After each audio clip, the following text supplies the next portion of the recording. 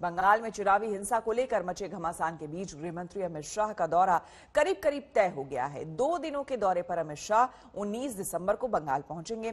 10 दिसंबर की घटना के बाद बंगाल के बीजेपी प्रभारी कैलाश विजयवर्गीय को जेड कैटेगरी की सुरक्षा दे दी गई है।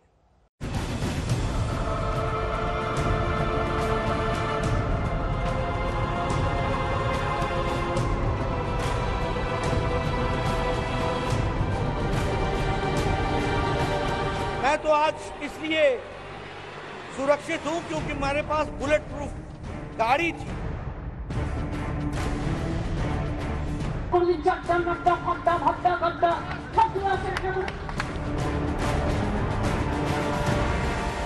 ये गुंडा राज जो हमने देखने को मिला है, इसको नस्तो नाबूद करना है। बंगाल की सियासी बिसात में जीते जागते इंसान मोहरे बन गए हैं, लेकिन शतरंज के शह और मात वाले जितनी शराफत सियासी जंग से कोसों दूर है।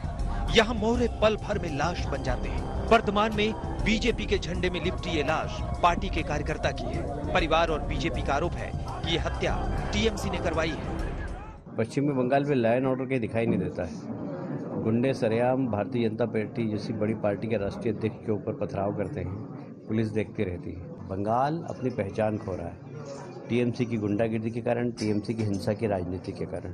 ये पूरा झूठ है। वो जो मर गया वो तालाब में डूब के मरा।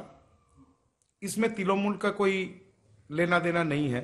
वहां पर जो तृणमूल का दीवाल था पहले से, वो दीवाल पर उन्होंने अपना पार्टी का सिंबल लिख दिया। हमारा एक तो ऑफिस में ताला लगा दिया। तो ऐसा करेगा तो झूठ झमेला तो बढ़ेगा।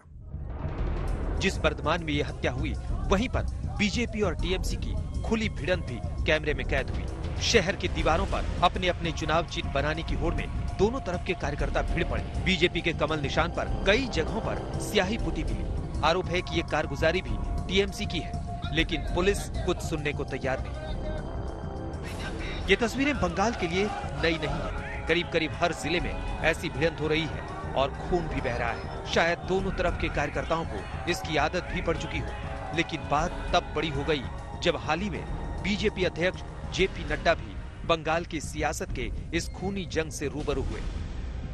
बुलेट प्रूफ कार के चलते नड्डा तो इस हमले में बाल बाल बच गए थे, लेकिन कैलाश विजयवर्गीय को टीएमसी के पत्थर झेलने पड़ गए। ये उसी हमले का नतीजा है कि विजयवर्गीय को भी अब जेड सुरक्षा दे दी गई है, जिसके तहत उनके काफिले में भी अब बुलेट प्रूफ कार शामिल हो गई है।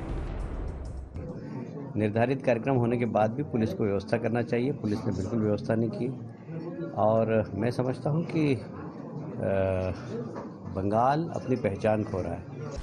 बीजेपी भले ही अपने कार्यकर्ताओं की जान को टीएमसी से खतरा बताती हो, लेकिन टीएमसी हर आरोप पर हर बार पलटवार बीजेपी पर ही थोप देती है।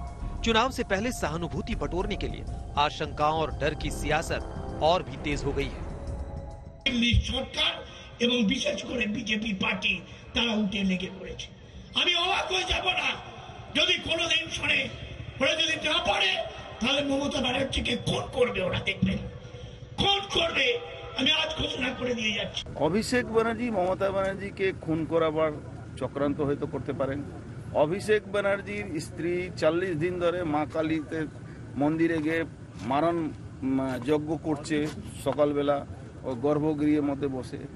এই ঘটনাটা সুব্রত মুখার্জি হয়তো জানতে পেরেছেন, সেই জন্য এটাকে বিজেপি নামে চাপিয়ে দেওয়ার চেষ্টা করছেন। चुनावी हिंसा की रफ्तार बता रही है कि चुनाव आते आते हालात और भी संगीन हो सकते हैं। सत्ता और वोट की ये महाभारत बेहद भीषण है। बीजेपी और टीएमसी दोनों ये बात बहुत अच्छे से समझ रही है, लेकिन बीजेपी यह बखूबी जानती है कि बार बार हो रही हत्याओं का असर राजनीति के साथ साथ चुनावी मैदान में भी होगा। जितने कार्यकर्ताओं की मौत हो रही है उनका हिसाब भी रखा जा रहा है और हिसाब लेने का प्रयास भी किया जा रहा है। पार्टियां ये जानती हैं कि अगर सरकार लगातार इसी तरह विफल रही तो उसका जवाब जनता जरूर देगी। कैमरा पर्सन तापस बैरी के साथ मनोज्ञा लोईवाल, कोलकाता, आज तक।